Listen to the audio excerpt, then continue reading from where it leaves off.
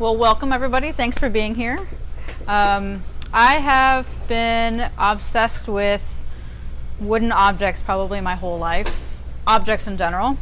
I took my first kind of delving into working with wood when I was in 8th grade because I had the choice to take either home ec or do woodshop, and I picked woodshop for many reasons. And we made a piggy bank, which to this day represents something that I think crosses all of the interests that I have. I never learned how to save, and I think that those are having a piggy bank and not learning how to save. They're sort of tells a bigger story. And so thinking through my interest in the John Grass Wood Turning Company started in September of 2017, where I walked into an auction and became part of a bigger history that I ever would have imagined. For those of you who have never heard of the John Grass Wood Turning Company, it started in the middle of the Civil War and ended in 2003 in this neighborhood, and had always been functioning for 140 years in Old City. What I'm interested in is thinking about what is production, what is small scale production, and the kinds of objects that would have been created in this neighborhood at the turn of the century and prior. So I picked a selection of objects that helped me sort of start to piece together some clues. All objects except for this relates over here. The first objects that I was interested in were clothespins, thinking about what is how do you turn on the lathe or make a clothing pin. And these are all objects that would have been used daily by individuals that are primarily made of plastic, I would say, nowadays. So a clothing pin, a potato masher. I also was interested in objects that couldn't really be signed, that had an anonymity as to who the maker was. Thinking about the relationship of who would have made the handle and who was the partnership of how the metal part was, how that related. A thimble. As someone who didn't have to take home ec, they're all objects that also are domestic and part of everyday use. And a thimble often is made of metal. I have never ever used a wooden thimble, nor have I ever seen one in use. So thinking about who would have been using this beautiful piece of wood made into the tiniest object, kind of satisfies some of my curiosities as to objects that would have been used. Rolling pins are probably the one thing that I would say are still made of wood, but what kinds of wood were used back turn of the century is very different than what's accessible now.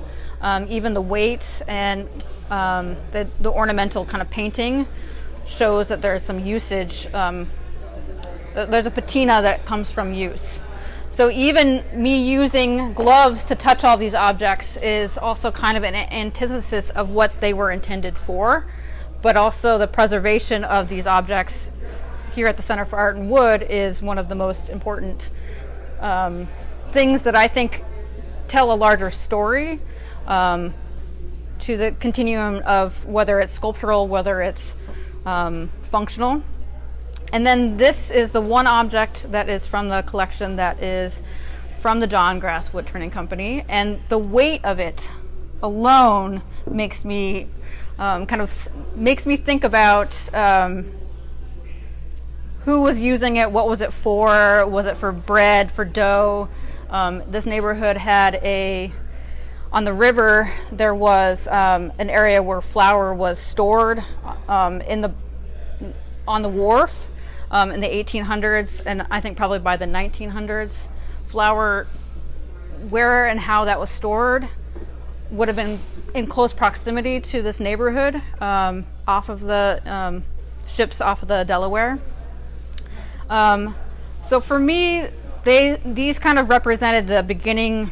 I was on pins and needles, literally. I'm sort of thinking through the kinds of craft language that is stemming from industry. And so I'm going to clear the slate, literally, and change kind of gears. That's another realm that I'm thinking about, is how do we use language every day and how it relates to the objects that we're using. So this slate was used at the John Grass Wood Turning Company, and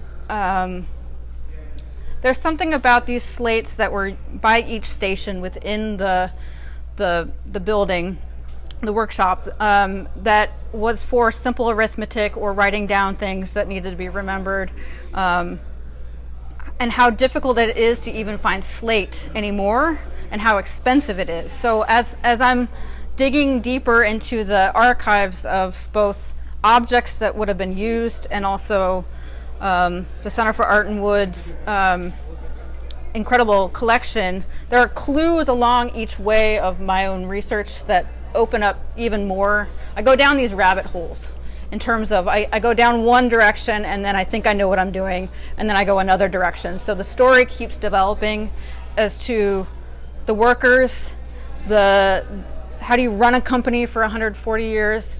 How do you even price objects? What is the competition in the neighborhood? So the slate was another kind of lesson to me of thinking about what at the turn of the century was common education for accounting, things that I, as an almost 40-year-old, should know, but am not taught. So going back to not knowing how to save money, also basic accounting I never took a basic accounting class. So there's bigger threads into the education of what was necessary for industry, but also what are basic human things that are needed for just how to live in a society. In addition to the objects from the collection, there are also an incredible array of receipts and customer orders. So this dates back to 1936, thinking about what kind of information can I gain from a receipt slip from an order, whether it was a custom order, how many customers were part of the 140-year-old business. One of my favorite parts of the greater story of what I'm discovering is that there's a central location that's in Old City for 140 years, and how those objects traveled beyond this neighborhood. Parts of brooms went to the railroad in the early 1900s. It went from anywhere from an individual who is using it in their home to also larger companies that would buy it for, Wanamaker or you name it. I think the breadth of the skills and the products that were used was vast. So part of what I'm excited about the collection here for the financial records is stepping backwards and looking at what does it mean to be an owner of a business that has 10 employees. How do you, during World War II, World War I, Great Depression, how did they adjust the financial, what was the day's work? What did production look like during the hardest hit times in this neighborhood? So there's a lot of facets, and this photograph that Karen has here, it's a great segue, is one of my favorite photographs that relate to the John Grass Wood Turning Company, because there's something about looking at the social and economic understanding of what it is to be an immigrant moving to the United States, in the middle of a civil war, and how do you create something bigger than yourself as a young man? That I look at each individual in this photograph, and on one hand, they are all workers, but also, is that the first photograph they've ever had of themselves, displaying an object with them, with each other? I look at what kind of hats are they wearing, what's the style of mustache for the individuals that are working. So there's something about the relationship between the photographs that we do have, and the lineage of where those workers lived throughout Philadelphia or outside of Philadelphia. What was their commute like?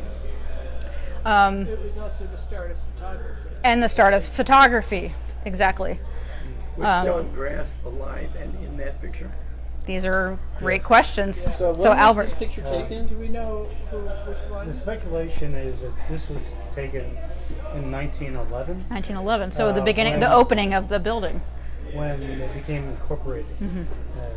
Yeah. And this person here Is that right? is John Grass. He was the accountant for the company. And you mentioned hats. I was told that these caps are typical from Germany, so they brought them with them. Okay. They're German. Who's the one with the top hat? And the top hat is John Grass. John Grass. Who's the man in the suit?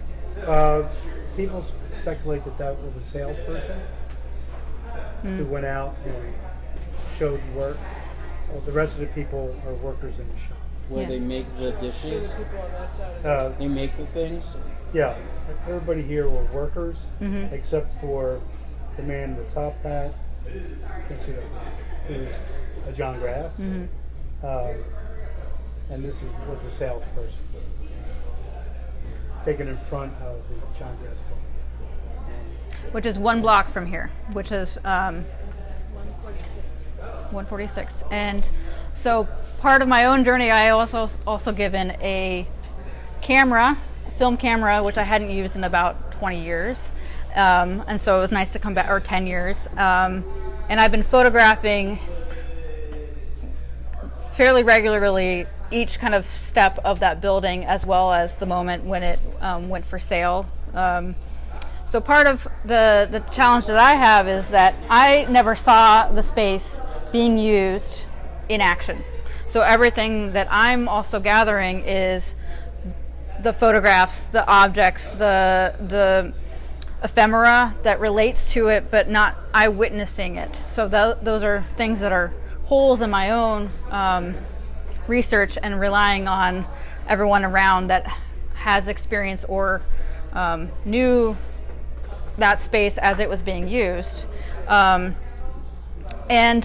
another element is this last moment here. So the record keeping,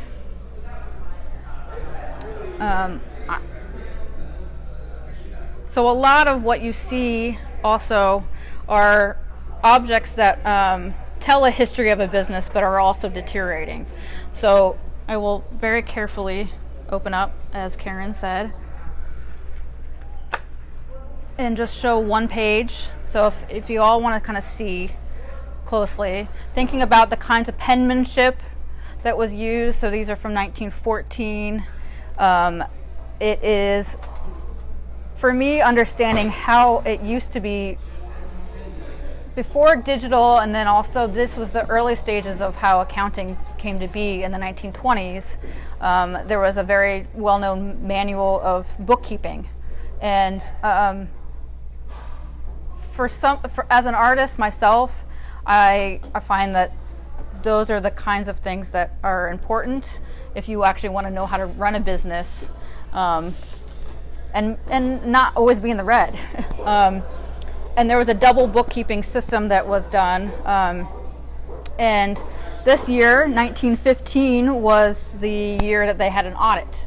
And so I'm learning also the language of what did an audit look like in 1915, and what was the relationship between the bank that was used 1 block down by every vendor in the area, the corn exchange, which, I think petty cash was something that, to this day, I think that the city of Philadelphia, since I've moved here, that cash is king.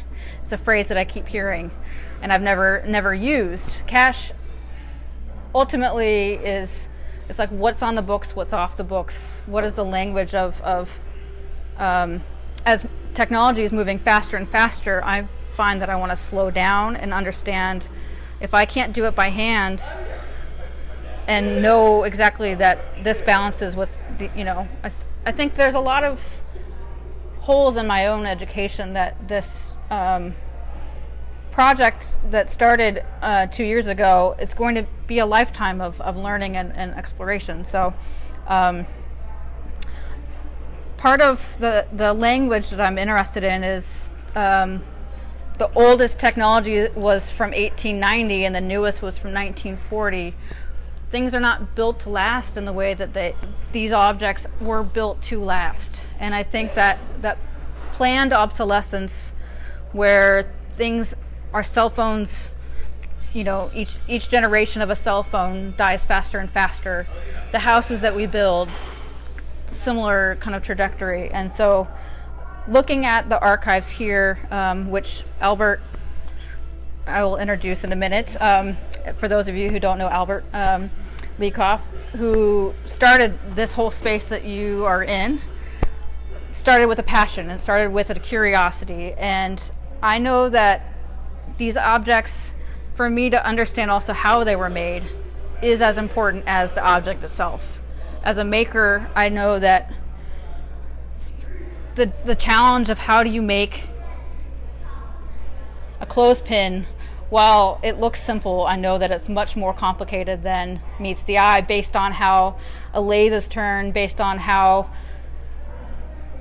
the right cut within it, how it was split, what kind of sharp tool might have needed to make this, and the quantity. The John Grass Wood Turning Company made, from what I understand, production was objects of 1,000 or less, and whether it was and that's something that I need to dig deeper in. But based on some of the language from the way that their taxes were done, it fit them in a category of production that wasn't that much. 1,000 objects is not that much for a small company, but for the amount of real estate they had, it meant that they were turning things fast and needed and relied on others to sell the products, as well as having a shop in the area. I think I know there's lots more to kind of dig into, but so the last thing I guess I would say is, as this journey started 2 years ago, and 2 years later, I'm reflecting on what have I learned and what do I still need to learn. There's more questions than there are answers every single day. But I'm working on a manuscript that is called The Belt-Driven Years. And I'm still sort of teasing out and figuring out the bigger picture of what is the relationship of John Grass. Is the Belt-Driven Years the whole neighborhood, and then each business almost carries its own weight. 3 doors down from the John Grass Wood Turning was the Austrian lamp company that just closed its doors in October after 100 years of business and being in the same block the same amount of time. There's relationships between those businesses and the immigration, I think stories of Bavarian, Jews, German Jews, thinking about what it was to be living in this neighborhood during World War I and II, and then now I'm also seeing the labor. There's a relationship to labor as well. So as I'm noticing the front part of the building being cleared out, there are 2 individuals who are clearing out a century's worth of scraps and history, and I'm documenting a lot of these. So I think that it's figuring out what does it mean to tighten one's belt, and what is belt driven, just in general. I know, yeah.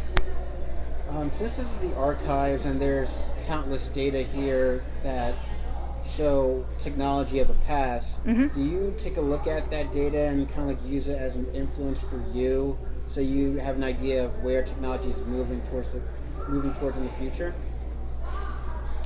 I mean, I think I think I'm at too early of a stage to even, like, I'm not an economist, right? And I'm learning the language of what that data even represents, and most of it's much bigger than I am, both in the condition that it is. It's a way bigger project than ever I can imagine, because I'm having. I think yes, but not yet. I'm not sure what that will look like. Yeah. Okay. Yeah.